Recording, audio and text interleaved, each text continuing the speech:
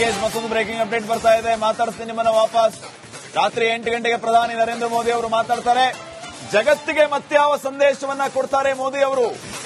ಪಾಕಿಸ್ತಾನಕ್ಕೆ ಚುರುಕು ಮುಟ್ಟಿಸ್ತಾರಾ ಪ್ರಧಾನಿ ಮೋದಿ? ಪಾಕ್ ಎದೆಯಲ್ಲಿ ನಡುಕ ಹುಟ್ಟಿಸಿದ್ದಾರೆ ಮೋದಿ. ಈಗ ಮತ್ತೆ ಆತಂಕ ಶುರುವಾಯಿತು ಪಾಕಿಸ್ತಾನದವರಿಗೆ. ಮತ್ತೆ 8 ಗಂಟೆಗೆ ಬರ್ತಾರಪ್ಪ ಮೋದಿ ಅವರು, ಏನ್ ಹೇಳ್ತಾರೋ ಏನ್ ಕಥೆನೋ ಅಂತ ಹೇಳಿ. ಜಗತ್ತಿಗೆ ಯಾವ ಸಂದೇಶ ಕೊಡ್ತಾರೆ ಮೋದಿ? ದೇಶಕ್ಕೆ ಮಾತ್ರ ಅಲ್ಲ, ದೇಶದ ವೇದಿಕೆಯ ಮೂಲಕ ಇಡೀ ಜಗತ್ತಿಗೆ ಸದೃಢ ಭಾರತದ ಸಂದೇಶ ಯಾವ ರೀತಿ ಇರುತ್ತೆ, ಇದು ಈಗ ಬಹಳ ಇಂಪಾರ್ಟೆಂಟ್ ಆಗುತ್ತೆ. ಈ ಪರಿಸ್ಥಿತಿಯಲ್ಲಿ ಪ್ರಧಾನಿ ಮೋದಿ ಅವರ ಒಂದೊಂದು ಮಾತು, ದೇಶವನ್ನ ಉದ್ದೇಶಿಸಿ ಮಾತನಾಡುವ ಮಾತು ಬಹಳ ಇಂಪಾರ್ಟೆನ್ಸ್ ಅನ್ನು ಪಡೆದುಕೊಳ್ಳುತ್ತೆ. ಎಸ್ ರಂಜಿತ್, ಪ್ರಧಾನಿ ಮೋದಿ ಅವರು ಈಗಾಗಲೇ ಅಮೆರಿಕದ ಉಪಾಧ್ಯಕ್ಷ ವ್ಯಾನ್ಸ್ ಮೂಲಕ ಒಂದು ಖಡಕ್ ಸಂದೇಶವನ್ನ ರವಾನೆ ಮಾಡಿರುವುದೇನಂತಂದ್ರೆ, ಪಾಕಿಸ್ತಾನ್ ಇನ್ಮೇಲೆ ಪ್ರತಿದಾಳಿಯನ್ನ ಮಾಡಿದ್ರೆ ಸರ್ವನಾಶ ನಿಶ್ಚಿತ ಬರೆದಿಟ್ಕೊಳ್ಳಿ ಅಂತ ಹೇಳಿದ್ದಾರೆ. ಅದೇ ರೀತಿ ಸೈನಿಕರಿಗೆ ಫ್ರೀ ಹ್ಯಾಂಡ್ ಕೂಡ ಕೊಟ್ಟಿದ್ದಾರೆ. ಸೊ ಇಷ್ಟೆಲ್ಲ ಆದ್ಮೇಲೆ ಪ್ರಧಾನಿ ಮೋದಿ ಅವರು ರಾತ್ರಿ 8 ಗಂಟೆಗೆ ಬಂದು ಮಾತಾಡ್ತಿದ್ದಾರೆ ಅಂತಂದ್ರೆ ಏನೋ ಒಂದು ವಿಷಯ ಖಂಡಿತವಾಗಿಯೂ ಇರುತ್ತೆ. ನಾವು ಏನೆಲ್ಲ ವಿಚಾರಗಳನ್ನು ನಿರೀಕ್ಷೆ ಮಾಡಬಹುದು?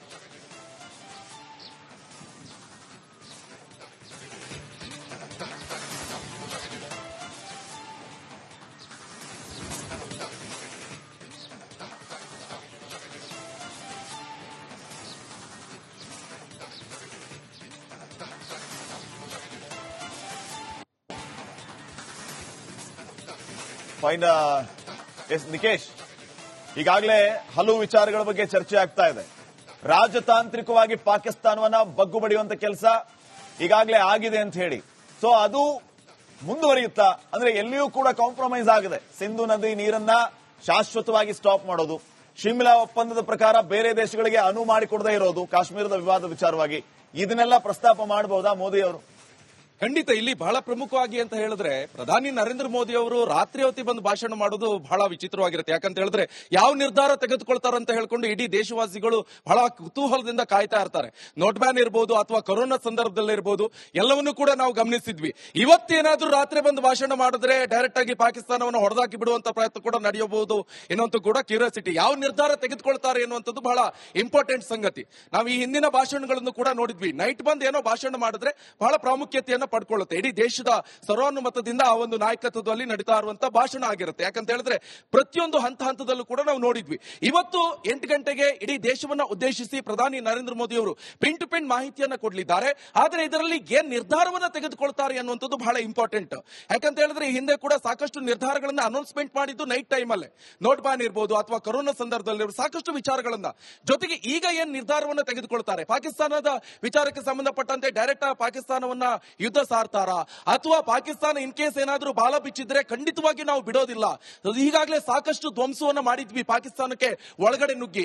ಬ್ಯಾಕ್ ಟು ಬ್ಯಾಕ್ ಸೇನಾಧಿಕಾರಿಗಳು ಮಾಹಿತಿಯನ್ನ ಕೊಡ್ತಾ ಇದ್ರು ಸುದ್ದಿಗೋಷ್ಠಿ ಸಂದರ್ಭದಲ್ಲಿ. ಇನ್ ಕೇಸ್ ಏನಾದ್ರೂ ಇವತ್ತು ಏನಾದ್ರೂ ಮತ್ತೆ ಈ ಭಯೋತ್ಪಾದನೆ ಚಟುವಟಿಕೆಗಳು ಸಣ್ಣತೇನಾದ್ರೂ ಅಲ್ಲಿಂದ ಫೈರ್ ಆದ್ರೆ ಜಸ್ಟ್ ಒಂದು ಗುಂಡು ಹೊಡೆದ್ರು ಕೂಡ ಇಲ್ಲಿಂದ ದೊಡ್ಡ ಬಾಂಬನ್ನೇ ಹಾಕ್ಬಿಡಿ ಅಂತ ಈಗಾಗಲೇ ಅನೌನ್ಸ್ಮೆಂಟ್ ಮಾಡಿಬಿಟ್ಟಿದ್ರು, ಮಾಹಿತಿಯನ್ನ ಕೊಟ್ಟಿದ್ರು, ಸೇನಾಧಿಕಾರಿಗಳಿಗೆ ಫುಲ್ ಫ್ರೀಡಮ್ ಅನ್ನ ಕೊಟ್ಬಿಟ್ಟಿದ್ರು.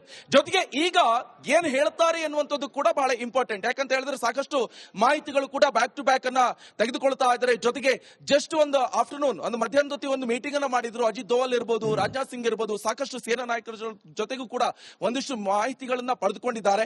ಆ ಮಾಹಿತಿಯಲ್ಲಿ ಏನೆಲ್ಲ ಅನೌನ್ಸ್ಮೆಂಟ್ ಮಾಡ್ತಾರ ಅದಕ್ಕೆ ಸಂಬಂಧಪಟ್ಟಂತೆ, ಜೊತೆಗೆ ಅಮೆರಿಕದ ಇದು ಪಾಕಿಸ್ತಾನದ ವಿರುದ್ಧ ಏನಾದ್ರೂ ಶಹಬಾಜ್ ಶರೀಫ್ ಇರಬಹುದು ಅಥವಾ ಅಲ್ಲಿನ ಸೇನಾ ಮುಖ್ಯಸ್ಥ ಇರಬಹುದು, ಅವನೇನಾದ್ರೂ ಬಾಲ ಬಿಚ್ಚಿದ್ರೆ ಅಥವಾ ಗಡಿ ಪ್ರದೇಶದಲ್ಲಿ ಇನ್ ಕೇಸ್ ಅದೇ ತರ ಡ್ರೋನ್ ಅಟ್ಯಾಕ್ ಗಳಿರ್ಬೋದು, ರಾಕೆಟ್, ಕ್ಷಿಪಣಿ, ಮತ್ತೊಂದು ಮಗದೊಂದು, ಜೊತೆಗೆ ಏನಾದ್ರೂ ಫೈರಿಂಗ್ ಮಾಡುವಂತಿರ್ಬೋದು.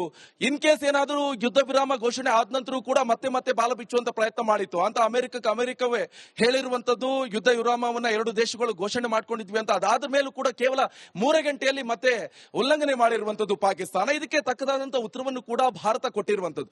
ಜೊತೆಗೆ ಇನ್ ಕೇಸ್ ಏನಾದ್ರೂ ಇದೇ ವಿಚಾರಕ್ಕೆ ಸಂಬಂಧಪಟ್ಟಂತೆ ಬಿಗ್ ಅನೌನ್ಸ್ಮೆಂಟ್ ಏನಾದ್ರೂ ಮಾಡಬಹುದು ಎನ್ನುವಂಥದ್ದು ಕುತೂಹಲ ಇರುವಂತದ್ದು. Shripad Patil. Okay, thank you Nikesh ಮಾಹಿತಿಗಾಗಿ. ನಿಕೇಶ್, ಮತ್ತೊಂದು ಬ್ರೇಕಿಂಗ್ ಅಪ್ಡೇಟ್ ಬರ್ತಾ ಇದೆ. ಮಾತಾಡ್ತೀನಿ ನಿಮ್ಮನ್ನ ವಾಪಸ್. ರಾತ್ರಿ 8 ಗಂಟೆಗೆ ಪ್ರಧಾನಿ ನರೇಂದ್ರ ಮೋದಿ ಅವರು ಮಾತಾಡ್ತಾರೆ. ಜಗತ್ತಿಗೆ ಮತ್ಯಾವ ಸಂದೇಶವನ್ನ ಕೊಡ್ತಾರೆ ಮೋದಿ ಅವರು? ಪಾಕಿಸ್ತಾನಕ್ಕೆ ಚುರುಕು ಮುಟ್ಟಿಸ್ತಾರಾ ಪ್ರಧಾನಿ ಮೋದಿ? ಪಾಕ್ ಎದೆಯಲ್ಲಿ ನಡುಕ ಹುಟ್ಟಿಸಿದ್ದಾರೆ ಮೋದಿ. ಈಗ ಮತ್ತೆ ಆತಂಕ ಶುರುವಾಯಿತು ಪಾಕಿಸ್ತಾನದವರಿಗೆ. ಮತ್ತೆ 8 ಗಂಟೆಗೆ ಬರ್ತಾರಪ್ಪ ಮೋದಿ ಅವರು, ಏನ್ ಹೇಳ್ತಾರೋ ಏನ್ ಕಥೆನೋ ಅಂತ ಹೇಳಿ. ಜಗತ್ತಿಗೆ ಯಾವ ಸಂದೇಶ ಕೊಡ್ತಾರೆ ಮೋದಿ? ದೇಶಕ್ಕೆ ಮಾತ್ರ ಅಲ್ಲ, ದೇಶದ ವೇದಿಕೆಯ ಮೂಲಕ ಇಡೀ ಜಗತ್ತಿಗೆ ಸದೃಢ ಭಾರತದ ಸಂದೇಶ ಯಾವ ರೀತಿ ಇರುತ್ತೆ, ಇದು ಈಗ ಬಹಳ ಇಂಪಾರ್ಟೆಂಟ್ ಆಗುತ್ತೆ.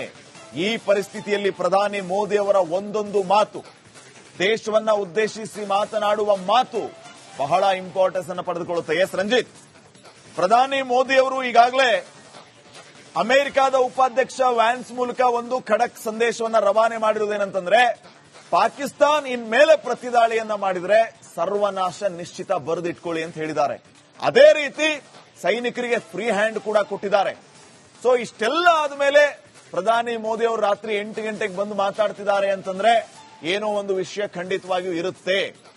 ನಾವು ಏನೆಲ್ಲ ವಿಚಾರಗಳನ್ನು ನಿರೀಕ್ಷೆ ಮಾಡಬಹುದು?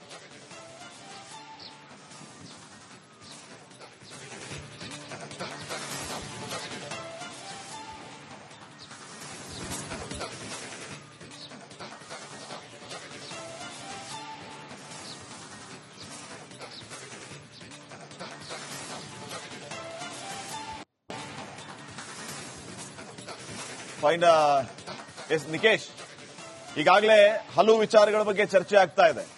ರಾಜತಾಂತ್ರಿಕವಾಗಿ ಪಾಕಿಸ್ತಾನವನ್ನ ಬಗ್ಗು ಬಡಿಯುವಂತ ಕೆಲಸ ಈಗಾಗಲೇ ಆಗಿದೆ ಅಂತ ಹೇಳಿ, ಸೊ ಅದು ಮುಂದುವರಿಯುತ್ತಾ? ಅಂದ್ರೆ ಎಲ್ಲಿಯೂ ಕೂಡ ಕಾಂಪ್ರಮೈಸ್ ಆಗಿದೆ. ಸಿಂಧು ನದಿ ನೀರನ್ನ ಶಾಶ್ವತವಾಗಿ ಸ್ಟಾಪ್ ಮಾಡೋದು, ಶಿಮ್ಲಾ ಒಪ್ಪಂದದ ಪ್ರಕಾರ ಬೇರೆ ದೇಶಗಳಿಗೆ ಅನುವು ಮಾಡಿಕೊಡದೇ ಇರೋದು, ಕಾಶ್ಮೀರದ ವಿವಾದ ವಿಚಾರವಾಗಿ, ಇದನ್ನೆಲ್ಲ ಪ್ರಸ್ತಾಪ ಮಾಡಬಹುದಾ ಮೋದಿ ಅವರು?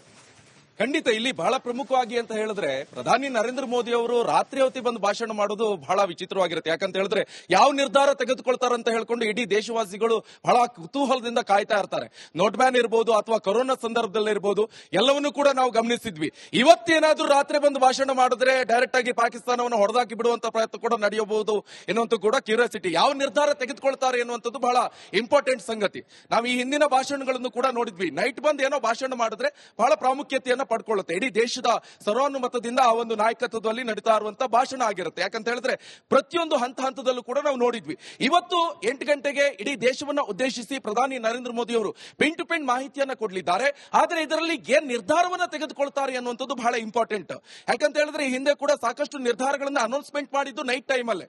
ನೋಟ್ ಬ್ಯಾನ್ ಇರಬಹುದು ಅಥವಾ ಕೊರೋನಾ ಸಂದರ್ಭದಲ್ಲಿ ಸಾಕಷ್ಟು ವಿಚಾರಗಳನ್ನ, ಜೊತೆಗೆ ಈಗ ಏನ್ ನಿರ್ಧಾರವನ್ನ ತೆಗೆದುಕೊಳ್ತಾರೆ, ಪಾಕಿಸ್ತಾನದ ವಿಚಾರಕ್ಕೆ ಸಂಬಂಧಪಟ್ಟಂತೆ ಡೈರೆಕ್ಟ್ ಪಾಕಿಸ್ತಾನವನ್ನ ಯುದ್ಧ ಸಾರ್ತಾರಾ ಅಥವಾ ಪಾಕಿಸ್ತಾನ ಇನ್ ಕೇಸ್ ಏನಾದ್ರೂ ಬಾಲ ಬಿಚ್ಚಿದ್ರೆ ಖಂಡಿತವಾಗಿ ನಾವು ಬಿಡೋದಿಲ್ಲ. ಈಗಾಗಲೇ ಸಾಕಷ್ಟು ಧ್ವಂಸವನ್ನ ಮಾಡಿದ್ವಿ ಪಾಕಿಸ್ತಾನಕ್ಕೆ ಒಳಗಡೆ ನುಗ್ಗಿ. ಬ್ಯಾಕ್ ಟು ಬ್ಯಾಕ್ ಸೇನಾಧಿಕಾರಿಗಳು ಮಾಹಿತಿಯನ್ನ ಕೊಡ್ತಾ ಇದ್ರು ಸುದ್ದಿಗೋಷ್ಠಿ ಸಂದರ್ಭದಲ್ಲಿ. ಇನ್ ಕೇಸ್ ಏನಾದ್ರೂ ಇವತ್ತು ಏನಾದ್ರೂ ಮತ್ತೆ ಈ ಭಯೋತ್ಪಾದನೆ ಚಟುವಟಿಕೆಗಳು ಸಣ್ಣತೇನಾದ್ರೂ